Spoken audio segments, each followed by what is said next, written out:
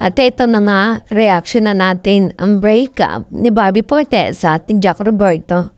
Ang dami-dami lumalabas na balita na kesyo ang ikasalanan daw talaga ay si Jack Roberto kasi babae daw to, pero wala naman tayo nababalitaan na naging babae si Jack Roberto during na mag-girlfriend pa sila ni Barbie Forteza.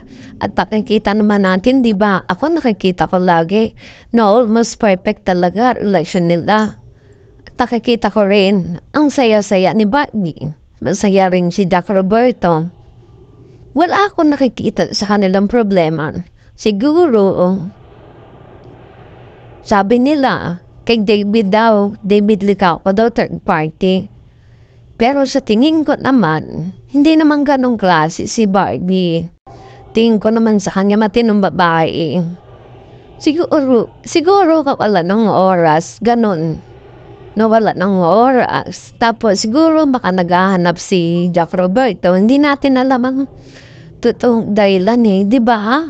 Di natin yun masasabi kasi hindi naman tayo magkasama.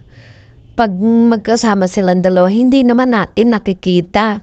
Silang dalawa lang talaga ang nakakalam kung ano ang totoong dahilan.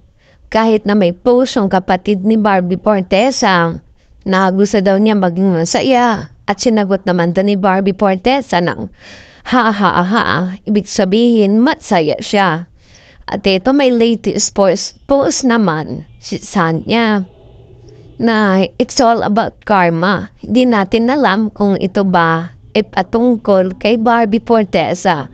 Pero ito ay sumabay sa issue ng breakup na kapatid niya at ni Barbie. Well, eto nang tao lang tayo nag-iintay ng kasagutan. Pero kung ayaw nilang i-public, nasa kanila na yon.